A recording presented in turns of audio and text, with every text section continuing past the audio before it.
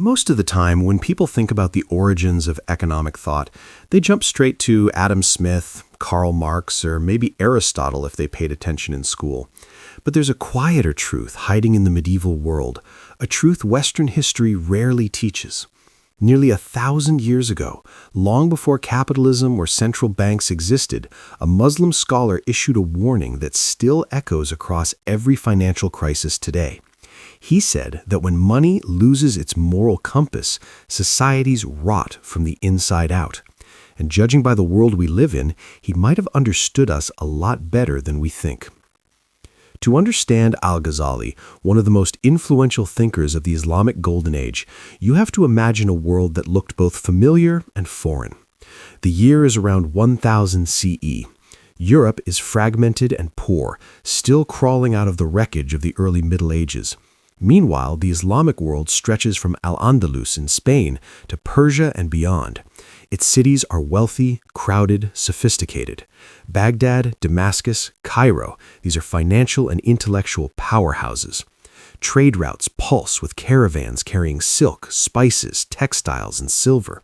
Scholars debate philosophy, law, astronomy, medicine. The markets are busy.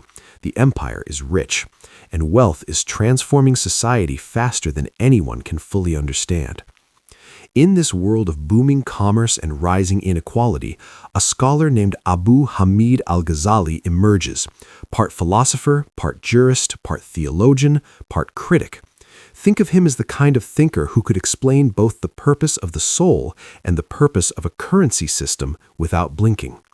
Born in 1058 in Persia, Al-Ghazali rose quickly through the intellectual ranks. By his mid-30s, he held one of the most prestigious teaching positions in the Islamic world.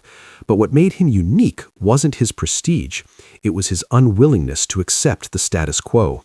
He saw a world where wealth was growing, markets were expanding, and yet something felt off. A society obsessed with money but drifting away from meaning. An economy thriving outwardly but decaying inwardly. You don't have to try hard to see the modern parallel. Al-Ghazali began asking a question few had dared to ask. What happens when a civilization gets rich faster than it gets wise? And to answer it, he turned his focus to the concept of money itself. This is the part that surprises most Western viewers. Al-Ghazali wasn't just a religious thinker. He was one of the earliest philosophers to analyze money in moral and systemic terms. Where Aristotle saw money as a practical invention and later economists analyzed it mathematically, Al-Ghazali examined its psychological and spiritual impact on a society.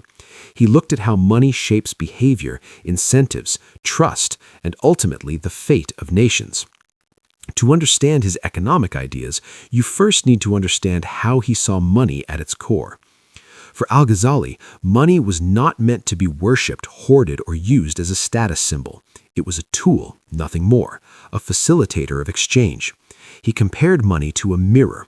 A mirror has no value on its own. Its worth comes from what it reflects. Money is the same. Its power lies not in the gold or silver itself, but in what it allows people to trade, build, and cooperate. It's an idea modern economists like to claim as their own, but Al-Ghazali was writing it in the 11th century, when many Europeans still understood wealth mainly as land or loot. And from this foundation emerged one of his most important insights. Hoarded money is dead money. To him, wealth locked away in chests, hidden in rooms, or buried in courtyards wasn't just useless, it was socially destructive. Idle wealth doesn't circulate. It doesn't feed workers, fund trade, or support families. It strangles economic life. He described it as freezing the bloodstream of society, a line that could easily appear in any modern critique of inequality. But Al-Ghazali wasn't simply complaining about greed. His argument was systemic. When the wealthy hoard money, they create scarcity, not because resources are lacking, but because circulation is blocked. Prices distort, markets break down, people suffer. This critique leads to his next major idea. Speculation destroys trust. Al-Ghazali had no patience for merchants who manipulated prices, created artificial shortages, or exploited crises for profit. He saw speculative behavior not as clever strategy, but as moral corruption. profit without contribution. He wrote, "Whoever profits from the suffering of others profits from corruption."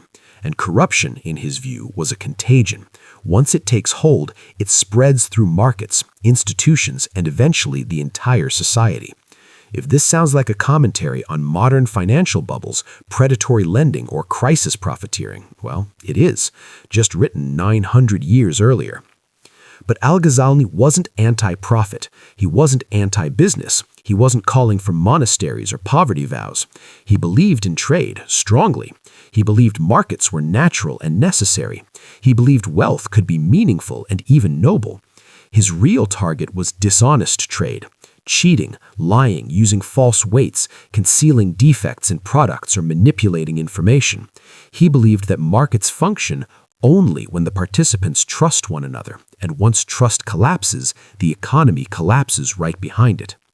In that sense, he was one of the earliest thinkers to describe what modern economists now call transaction costs, information asymmetry, and moral hazard, just without the jargon.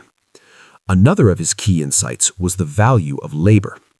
He argued that work was inherently dignified, while unearned wealth was spiritually dangerous. To him, money earned through effort built character, while money accumulated through manipulation rotted it. That might sound moralizing, but the logic was practical. Societies grow strong when people contribute. They grow weak when people exploit.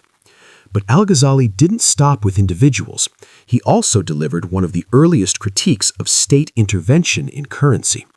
Medieval rulers, like many modern ones, often diluted gold or silver coins to stretch their budgets, effectively taxing people through stealth inflation. Al-Ghazali condemned this practice outright. To him, debasing currency was theft. It eroded trust in the market. It punished the poor who received weaker coins. It destabilized the financial system from the top down. He believed the state had a role in maintaining fair markets, but that role was limited.